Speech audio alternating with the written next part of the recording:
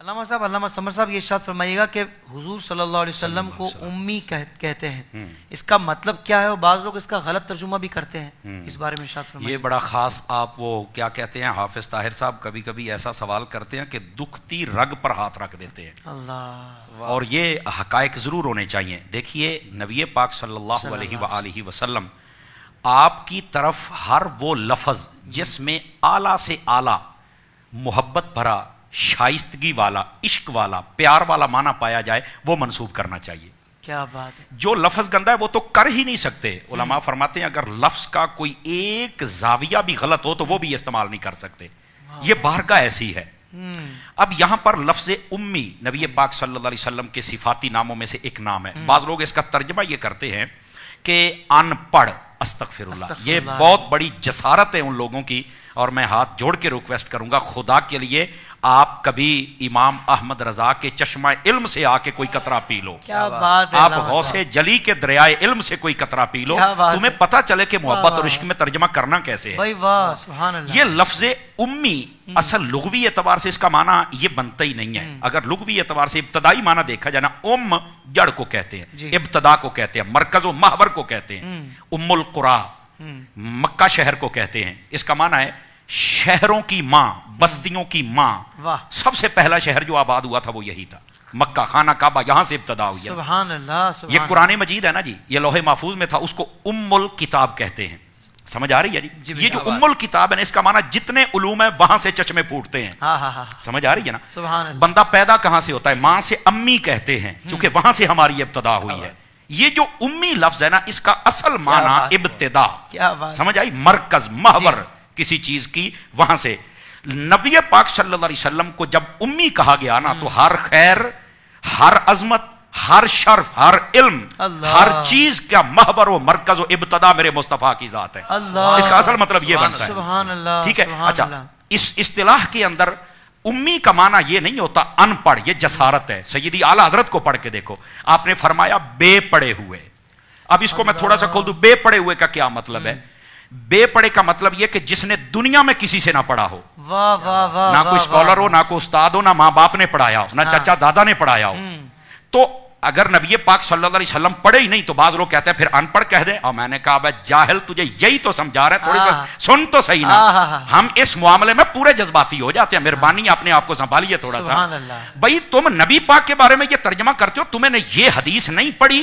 حضور فرماتے ہیں بعثت معلما، اللہ نے مجھے معلم بنا کے بھیجا ہے۔ او بھائی مجھے بتاؤ، معلم ان پڑھ ہوتا ہے؟ کچھ خدا کا خوف کرو یار، جو معلم ہوتا ہے اسے ہر چیز کا علم ہوتا ہے۔ اور پھر انگریز بھی مان گیا ہے، وہ کہتا ہے فلکیات ہوں یا ارضیات ہوں، بحریات ہوں یا بریات ہوں، معدنیات ہوں یا سیاسیات ہوں، وہ معاملات ہوں یا عبادات ہوں، جس پہلو کے اعتبار سے دیکھا جائے میرے محبوب کریم صلی اللہ علیہ وسلم لگتا یہ ہے کہ ہر چیز کے ماہر ہیں۔ سبحان اللہ۔ انگریز کہتا ہے ہمیں پتہ ہی نہیں تھا آسمانوں میں کتنے برج ہوتے ہیں، حضور کی حدیث سے ہمیں پتہ چلا ہے۔ پتہ ہی نہیں تھا سمندر کے اندر کیا ہوتا ہے، ہمیں حضور کی حدیثوں سے پتہ چلا ہے۔ کھاری اور میٹھا سمندر کہاں ملتا ہے، ہمیں پتہ ہی نہیں تھا، قرآن سے پتہ چلا ہے، حضور کی حدیثوں سے پتہ چلا ہے۔ ستارے کیسے ہوتے ہیں پتہ ہی نہیں تھا، چاند کیسے نکلتا، حضور نے سب کچھ بتایا۔ کھانا پینا اٹھنا بیٹھنا یہ جس نے سب کچھ سکھایا، اس کو ان پڑھ کہتے ہو؟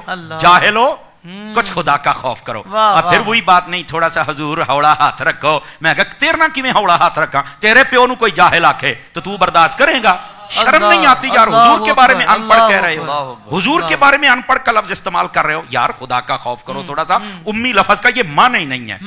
اب اگلی بات، امی کا مطلب ہوتا ہے جو دنیا میں کسی سے نہ پڑھے، تو پھر حضور دنیا سے نہیں پڑھے تو پھر پڑھے کیسے ہے؟ یہ بھی تو ایک سوال ہے نا۔ سبحان اللہ۔ قرآن مجید نے یہ مسئلہ حل کر دیا ہے، فرمایا الرحمن علم القرآن، فرمایا رحمان وہ ہے جس نے قرآن سکھا دیا ہے، خالق الانسان، اور پھر انسان کو پیدا فرمایا۔ میں زیادہ آگے آیتیں نہیں پڑھتا، صرف 3 پر اکتفا کرتا ہوں۔ علماء فرماتے ہیں یہ جو رحمان ہے اللہ کی ذات ہے، فرمایا علم القرآن، میں نے قرآن سکھا دیا۔ قرآن کتاب ہے، سکھانے والا رب ہے، 2 چیزیں ہوگی، جس کو سکھایا بتاؤ وہ کون ہے؟ تو تمام مفسرین فرماتے ہیں اس سے مراد حضور کی ذات اقدس ہے۔ اللہ فرماتا ہے میں نے سکھا دیا ہے، اور مفتی احمد یار خان نعیمی نے یہاں پر یہ جملہ لکھا ہے، فرمایا محبوب وہ ہیں ہمارے نبی جو شاگرد ہیں رب کے اور رب استاد ہے۔ रब से पढ़ के आए हैं। अल्लाह। उम्मी उसे कहते हैं कि जो रब से पढ़ के आए और सारे जमाने को आके पढ़ा रहा है। सुभान अल्लाह। अब समझ आइए बात की, ये असल हकीकत। लेकिन यहां पर एक दो लुत्फ की बातें हैं, है तो ज्यादा लेकिन दो अर्ज कर देता हूं। पहली बात ये है, अर्रहमानु अल्लमल कुरान खलकल इंसान। तरतीब लफ्जी को देखे, पहले है अर्रहमान, फिर है अल्लमल कुरान। रहमान ने कुरान सिखा दिया, फिर इंसान को पैदा किया। पता चला तखलीक इंसानी से पहले रब ने किसी को कुरान सिखा दिया था।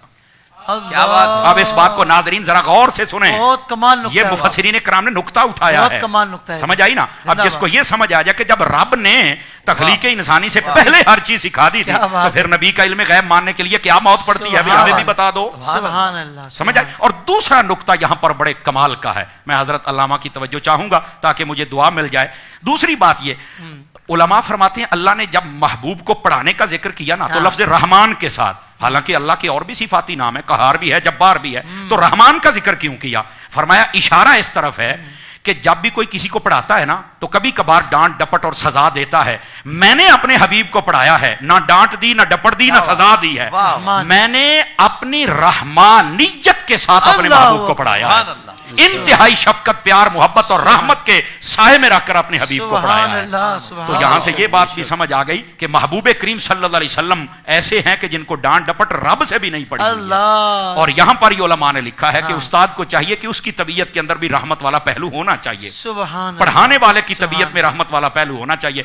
हर वेले डंडा ते पैप हाथ दे विच नहीं होना चाहिए, थोड़ा सा शफकत वाला मामला भी होना चाहिए। बहरहाल इसका यह भी मतलब नहीं कि सजा नहीं देनी चाहिए, उस्ताद का हक बनता है इतनी सजा जरूर दे, उसे पता चले कि मेरा कोई बड़ा है और मैंने उसकी बात को मानना है, लेकिन वो थोड़ा सा चेक एंड बैलेंस वो बराबर रखे तो इंशाल्लाह। ये है लफ्ज़ उम्मी और उसकी हकीकत जो मैंने आपके सामने। अगर आप अबाया लेना चाहते हैं और कहीं पसंद नहीं आ रहा, फिक्र ना कीजिए, ताहिर कादरी अबाया के पास बहुत खूबसूरत कलेक्शन है। आप दुनिया में कहीं भी रहते हो, जल्दी से विजिट कीजिए www.tahirqadriabaya.com और अपनी पसंद का अबाया ऑर्डर कीजिए।